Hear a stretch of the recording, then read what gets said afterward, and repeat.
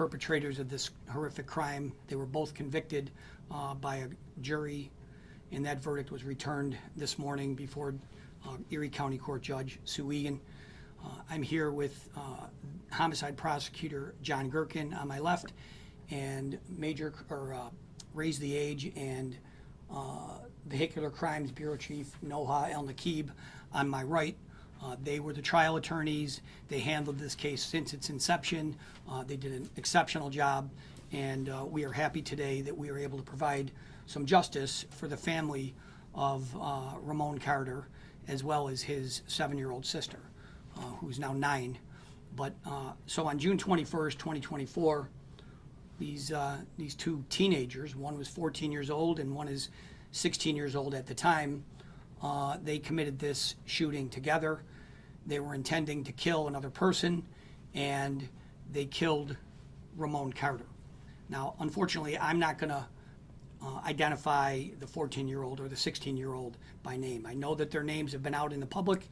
I know that they've been reported in some media, but until this case is completed, and by that I mean until sentencing is completed, we are not going to announce their names. The 14-year-old was convicted of attempted murder in the second degree. He was convicted of murder in the second degree. He was convicted of criminal possession of a weapon in the second degree, and he was convicted of assault in the second degree. Now, the 16-year-old was convicted of manslaughter in the first degree and assault in the second degree. That was the jury's verdict, and I can tell you that this case started, immediately that night with terrific work by the Buffalo Police Department responding to the scene. There are 5 police officers that I'm going to, specifically identify who did exceptional work.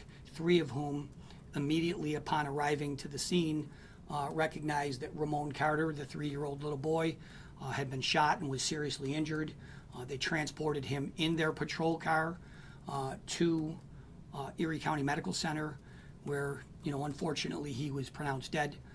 But they took immediate action and tried to save his life. The 7-year-old little girl, Ramon's sister, was taken to Oshai Children's Hospital, where she recovered from a bullet wound to her back. She was treated and she has recovered. She is a very brave little girl. She testified at this trial. Again, I'm not going to mention her name.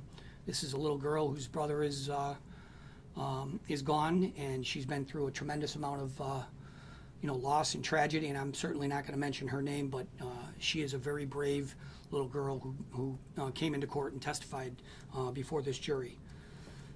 I know that this is an important case for this community. It's also a horrific tragedy for this family. I know that the family is, of course, as we all would be, this family is still grieving, but at least this part of the case, there's some satisfaction, and we have delivered some level of justice in this case for them.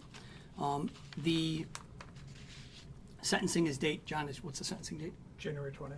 So the sentencing date before Judge Egan will be January 20th.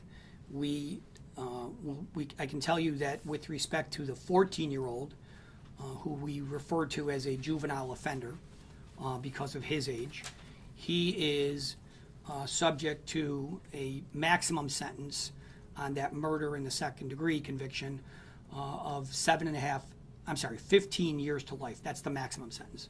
The minimum sentence would be 7.5 to life. We are going to be asking for the max. He is, at this moment, he is a juvenile offender. We will be identifying him after sentencing. The adolescent offender is the 16-year-old. He is been convicted of manslaughter in the first degree and the assault second, but the manslaughter in the first degree, of course, is the most serious charge. He is going to be facing a potential sentence of 5 to 15 years. That's a maximum sentence.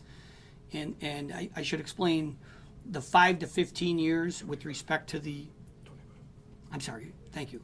the 5 to 25 years with respect to the 16-year-old is a determinate sentence, meaning the judge will pick a number. Okay, so the judge can sentence him to 5 years, determinate, or all the way up into 25 years. So he's exposed to, a significant amount of time. The jury did a, very thoughtful and what we believe to be very careful work in their deliberations, and we thank the jury for their service. The specific police officers that I think we should identify are Lieutenant Ashante McLean, Michael Griffin, Jordan Wansart, Stanley Hunrada, and Peter Wynn. They were the police officers that responded to the scene, and officers McLean, Griffin, and Wansart were the officers that transported Ramon Carter to Erie County Medical Center.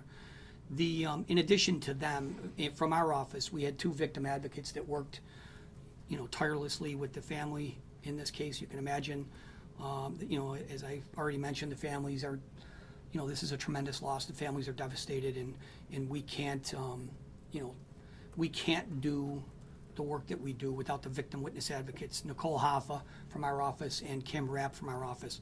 I mean, Nicole spent, the last several weeks with this family and really guided them through this process.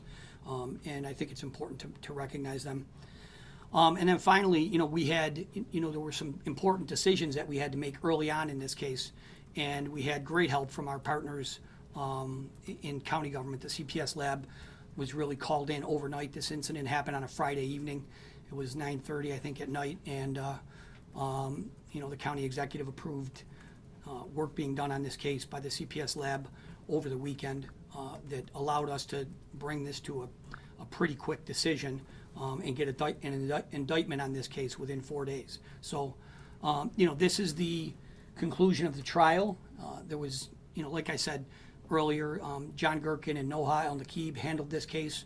They're terrific lawyers. They're an asset to this office and the community, and quite frankly, this is a really important verdict, and I owe a great deal of thanks, and the community owes a great deal of thanks to them. So that concludes it for this, for today. I'll try to answer any questions, and if there is anything specific you want to ask Mr. Gherkin or Ms. El-Nakib, I'm happy to let them answer any questions as well. Last week, we were talking about the Norwood case, where the 4-day-old boy was killed. It said it hit you hard. Does this one, on that same level, hit you as hard? I know it's tough to equate. Yes, I mean, I a 3-year-old little boy, a 4-day-old little boy. I mean, these cases are awful. They're horrific, and you can imagine. I can't even imagine how the families feel in these cases. These are innocent little babies, and yes, the answer is yes. Anybody else? Why were they not charged as adults? Well, we're constrained by the penal law, and the one boy was 14 years old at the time of the crime. The other was 16 years old. The the New York State penal law defines them, as I indicated, as an adolescent offender and a juvenile offender, and we have to operate within the constraints of the law. Where will they serve their time if they're still underage? John, do you know that, or Noah? I mean, they will be confined to a youth facility, and then between the age of 18 and 21 will be transferred to an adult facility. Okay. Any other questions? Aaron? Nothing? Okay. Thank you very much.